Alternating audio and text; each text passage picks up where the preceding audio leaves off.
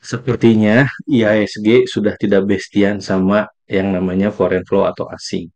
Kenapa? Karena di video ini saya akan coba share bagaimana IHSG ini dia naik terus, tapi asingnya terakhir ini malah jualan.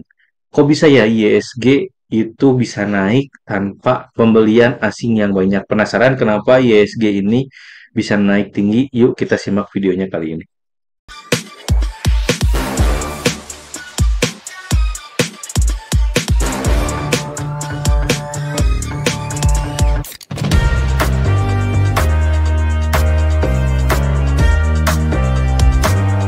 Pagi teman-teman, ketemu lagi bersama Dian Akbar di Saham Mantul.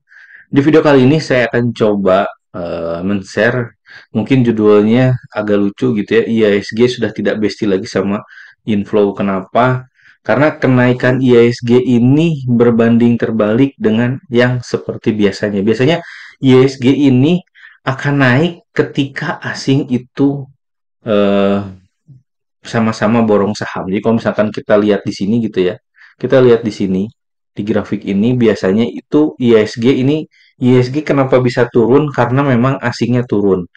Tapi di balik itu ketika asingnya jualan dan asingnya belum ada buy, IHSG-nya malah naik dan naik. Jadi ini hal yang nggak wajar yang terjadi di market ini. Kenapa?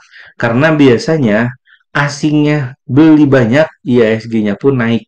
Tapi sekarang asingnya jualan, asingnya exit, tapi kok IHSG ini bisa naik dan malah cenderung mau menembus harga di level 8.000 lagi. Jadi video ini dibuat juga masih naik si IHSG-nya, masih juga uptrend walaupun memang ada sedikit koreksi, tapi kalau kita lihat itu IHSG-nya cukup menjanjikan. Apa sih yang penyebabnya? Ini mungkin salah satu alasan dari saya.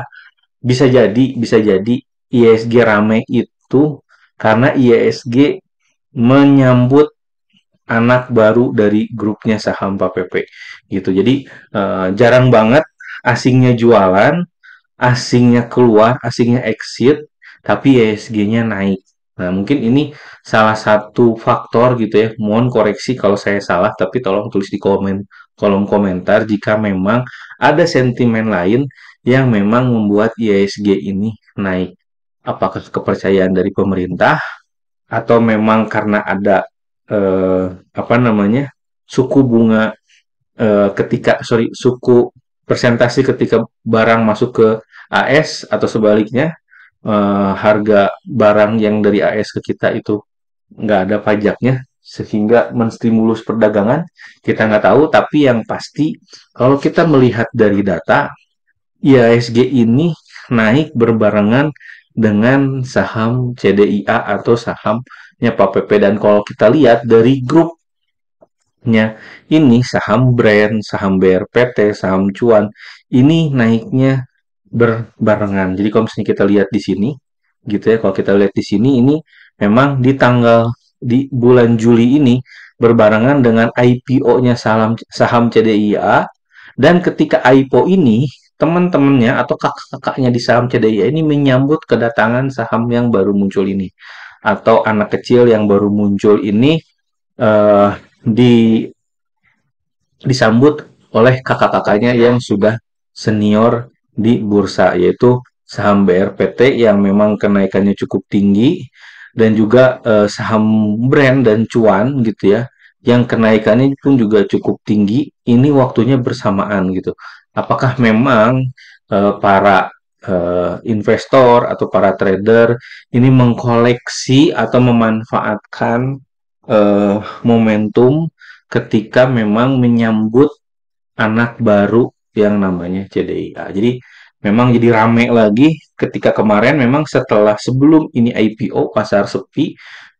Saya sih, analisa saya, ini kebanyakan mereka para trader atau para investor itu eh, dananya atau asetnya masuk semua ke ikut dalam acara IPO-nya CDIA, sehingga market ini kurang volatil atau market ini kurang liquid karena pemainnya atau dananya terserap di IPO-nya CDIA. Sehingga ketika CDIA ini IPO muncul dan gerak, market pun jadi ramai lagi, market pun juga jadi eh, apa namanya lebih banyak lagi partisipasinya dan lebih liquid lagi.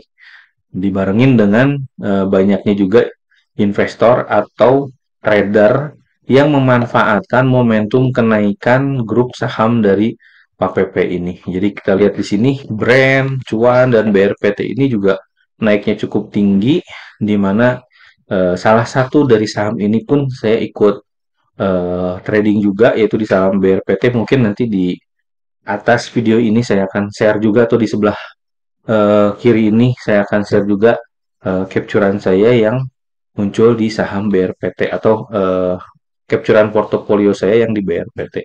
Nah, kenapa bisa dapat saham BRPT itu screeningnya saya bahas di sahammantul.com. Jadi di mana di sahammantul.com itu saya share bagaimana screening saham, melihat struktur price-nya, mencari momentum, dan juga menghitung loss sizing atau menghitung resiko ketika masuk di saham, serta setting auto buy-nya untuk memaksimalkan profit yang lebih tinggi lagi. Jadi di saham BRPT pun saya memanfaatkan di mana momentum jarang-jarang gitu ya, eh, kakak-kakaknya menyambut kehadiran adik-adiknya yang masuk ke bursa, sehingga kakak-kakaknya ini ikutan juga naik.